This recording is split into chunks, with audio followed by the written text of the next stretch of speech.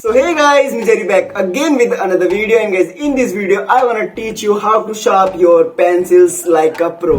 So guys, आप लोगों ने देखा होगा कि जो बड़े आर्टिस्ट लोग होते हैं वो कुछ इस तरह से अपनी पेंसिल्स को शार्प करते हैं, इतनी बड़ी लेड के साथ शार्प करते हैं। और आप में से काफी सारे लोगों ने ट्राई भी किया होगा इस तरह से पेंसिल को शार्प करने का, और काफी सारे लोग फेल भी हुए होंगे इस तरह से पेंसिल शार्प करने में। बट आज की इस वीडियो में एक ऐसी ट्रिक बताने वाला हूँ जिसकी यूज करके आप बहुत ही इजीली इस तरह से पेंसिल्स को शार्प कर सकते हैं, और जितनी बड़ी चाहे उतनी बड़ी लेड को आप शार्प कर सकते हैं। साथ के साथ ये भी बताऊंगा कि इस तरह से किस किस पेंसिल को आपको शार्प करना चाहिए और किस किस पेंसिल को शार्प नहीं करना चाहिए, एंड इस तरह से पेंसिल्स को शार्प करने में क्या फायदे होते हैं और क्या नुकसान होते हैं ये भी आज की इस वीडियो में आपको बताने वाला हूँ। तो वीडियो स्टार्ट करते हैं। सो गाइस, स्टार्ट करते हैं इसके फायदे और नुकसान से। तो सबसे पहले फायदे की बात करते हैं। तो जैसे कि इसकी बड़ी लेड है और इससे आप शेडिंग करते हो, तो जितनी चाहे उतनी स्लैंटिंग करके इसकी पेंसिल को आप शेड कर सकते हो। एंड सेकंड, आप जितना चाहे उतना डिटेल वर्क इससे कर सकते हो, क्योंकि इसकी लेड जो है काफी बड़ी होती है और पॉइंटेड आप जितना चाहे उतना कर सकते हो।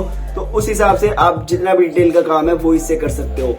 प्लस आपको बार बार शार्प करने की जरूरत नहीं पड़ती है। आप एक बार शार्प कर लोगे तो ये लेड इतनी बड़ी है कि काफी टाइम तक चलती ही रहेगी। तो गाइस, अब बात करते हैं इसके नुकसान के बारे में। तो सबसे पहले तो इसकी लेड जो है इतनी बड़ी है, और वर्क करते टाइम अगर थोड़ा ज्यादा प्रेशर पड़ जाए तो उसका टूटने का डर थोड़ा सा ज्यादा होता है।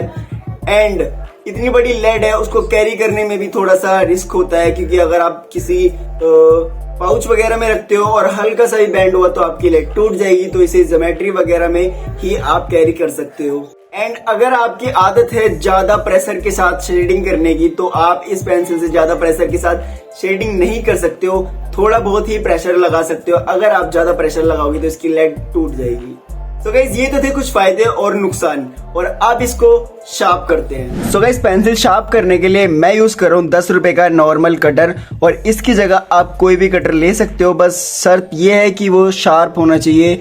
और इस पेंसिल को मैं शार्प कर रहा हूँ, ये है 8 लाइन की 2B shading pencil. Pencil sharp करने के लिए सबसे पहले तो आपको इस तरह से एक पेंसिल को ले लेना है, और आपको देखना है कि आपको कितनी बड़ी लेड चाहिए पेंसिल की। तो जैसे कि मेरे को यहाँ से यहाँ तक की लेड चाहिए, और यहाँ से इतना जो पार्ट है मेरा ये वाला होना चाहिए। तो मैं यहाँ पर इस तरह से कटर रखकर और प्रेशर के साथ इसे एक बार मैं घुमा दूंगा। तो अब आप यहाँ पर देखोगे तो यहाँ पर एक लाइन बन चुकी है हमारे पास। अब हमें पेंसिल को कुछ इस तरह से पकड़ना है, और इस ब्लेड को इस तरह से इस लाइन के ऊपर रखना है, फंसाना है, और इस वाले थंब से प्रेस करना है नीचे की साइड आना है, कुछ इस तरह से। और इसी तरह से चारों साइड से हमें करते जाना है।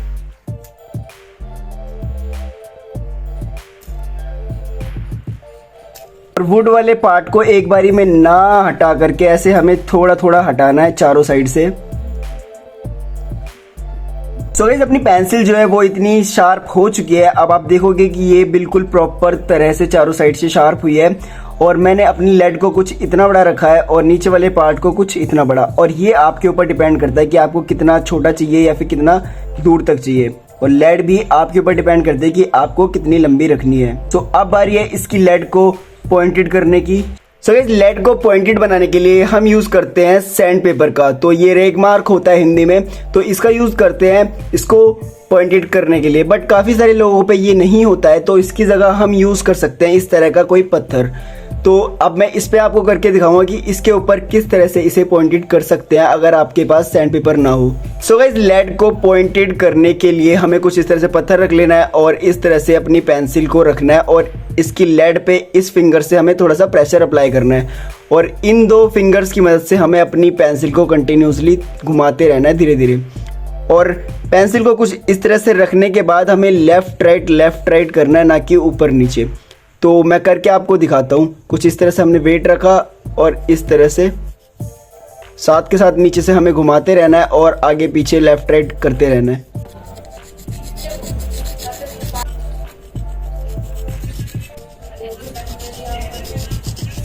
So now you can see हमारी जो पेंसिल है वो शार्प हो चुकी है, और कितने अच्छे से पॉइंटेड भी हुई है, और काफी इजी ट्रिक थी इसको शार्प करने की। तो अब आप देख सकते हो इसके रिजल्ट्स कितने अच्छे आए हैं पेंसिल के ऊपर।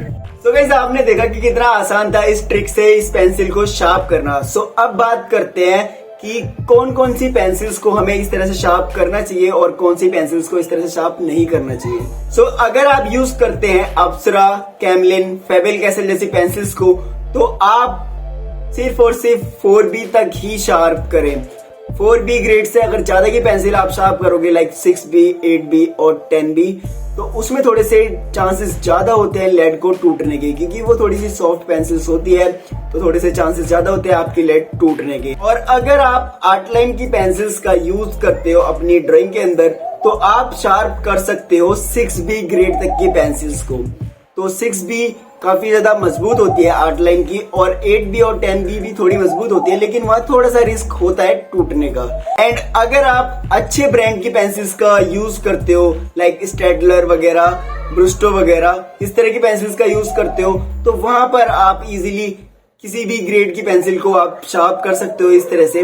बट बहुत ज्यादा बड़ी भी लेड मत रखना अगर आप 10B से ऊपर की पेंसिल्स का यूज करते हो। बाकी शार्प आप कर सकते हो, क्योंकि वो वाली जो पेंसिल होती है वो काफी ज्यादा मजबूत होती है अदर पेंसिल्स के अकॉर्डिंग।